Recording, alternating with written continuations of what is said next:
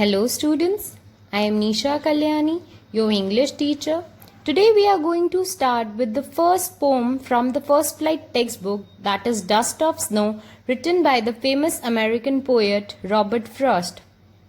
So let us read more about the author. Robert Lee Frost was an American poet. His work was initially published in England before it was published in America. He was awarded the Congressional Gold Medal in 1960 for his poetic works. On July 22, 1961, Frost was named Poet Laureate of Vermont. The poem has 2 stanzas and each stanza has 4 lines. It is a short poem, but it is one of the most widely read and acclaimed poems composed by Robert Frost. Before reading the poem, first let me understand the central idea of the poem. The poem expresses the significance of small things in changing one's attitude. The poet appreciates the beauty of the snowflakes, which change his mood and save many precious moments from being wasted away. Dust of snow. Here, dust doesn't mean sand, but here it means snowflakes or snow particles. And here, in this poem, the poet expresses the significance of small things in changing one's attitude. The poet appreciates the beauty of snowflakes, which change his mood and save many precious moments from being wasted away. Actually, a crow is a symbol of ill omen, and a hemlock tree is a poisonous plant, which also relates with despair and sadness.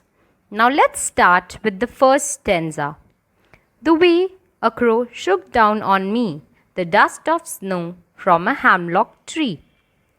There was a hemlock tree and a crow was sitting on it, and snow particles falls on the body of the poet, and suddenly his mood changes.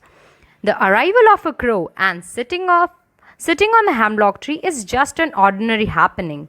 There is nothing great about the incident, but these simple things of nature leaves a great impact on the mind and the mood of the poet. Next stanza has given my heart a change of mood and saved some part of a day I had rued. Rued means felt sad or held in regret. The poet is having a very dull, gloomy, and a disappointing day. Nothing was going well with him, but suddenly the falling of the snowflakes and dust of the snow brings joy in his mood. His mood suddenly changes for better and his spirits are uplifted. Now he realized that the whole day has gone waste, but those heavy moments while he is enjoying the fall of snow dust on him are his happy moments. They lift up his mood and gladden his heart. Now he realized that at least some part of the day has spent happily. This ordinary natural happening suddenly brings a desired change in his mood. It gladdens his heart. He realizes that the falling of the snowy flakes saved his rest of the day. The moments of the snowfall and the effect have saved the day. They have brought a change in his mood and gladdened and uplifted his spirits. In the end, satisfaction replaces regret. Now, I will discuss some poetic device with you. The way a crow shook down on me.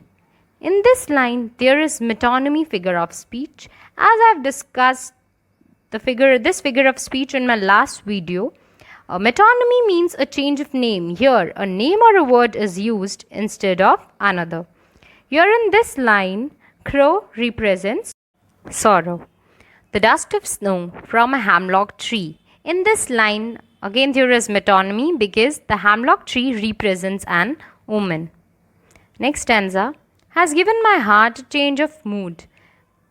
In this line, there are 2 figures of speech, that is synecdoche and alliteration.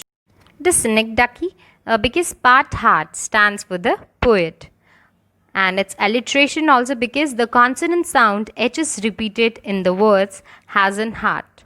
Next line, and save some part of a day I had rued. In this line there is alliteration figure of speech. because the consonant sound S is repeated in the words saved and some. I hope students you have understood the poem. Thank you.